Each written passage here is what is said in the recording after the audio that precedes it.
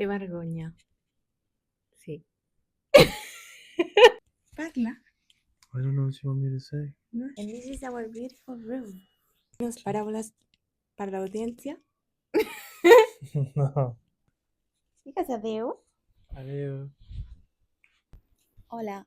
Doncs bé, aquest noi té vergonya, no vol parlar davant la càmera.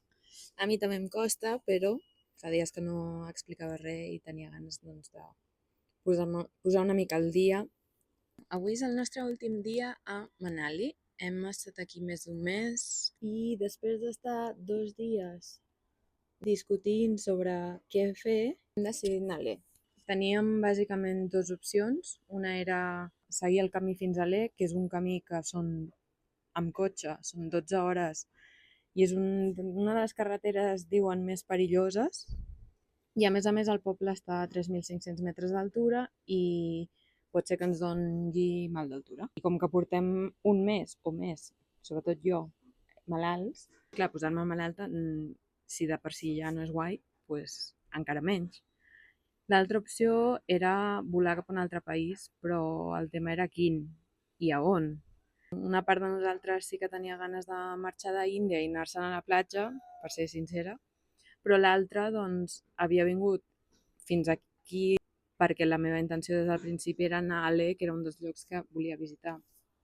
És un lloc molt remot i també és un lloc on hi ha una de les carreteres, no sé com es diu en català, una de les carreteres... Què fa?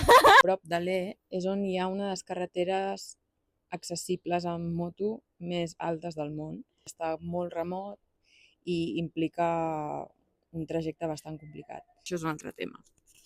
La qüestió és que al final hem decidit continuar fins a Leh, creuar els dits, prendre totes les mesures possibles per intentar no tenir el mal d'altura. Hem comprat les pastilles, que jo soc antipastilles i no me les vull prendre, però les tenim. Hem comprat una ampolla d'oxigen per si ens falta l'aire i, bé, bàsicament beure molta aigua.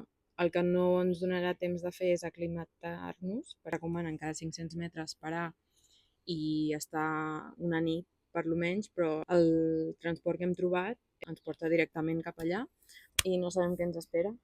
Crec que al final hem pres una bona decisió perquè hem sentit que les carreteres de Manali cap a Delhi estan bastant malament ara mateix. Hi ha moltes esllavissades i encara que la carretera tècnicament està oberta, hi ha gent que s'ha passat més de 20 hores parat a la carretera. Vaig sentir un altre noi que va agafar el bus i els hi va caure una roca a l'autobús. De miracle no li va donar ell, sinó al seient de davant. No sé si hi havia algú o no. I, bueno, riarades i temes varis. I com que encara no estem al 100%, crec que anar-nos a Leh i estar unes setmanes allà ens anirà bé també per acabar-nos de recuperar, esperem. Recomanen que els primers dies no et moguis gaire, no facis molta cosa més que aclimatar-te.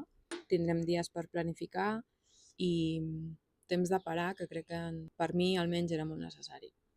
Així que bé, després de molts dies sense donar senyals de vida,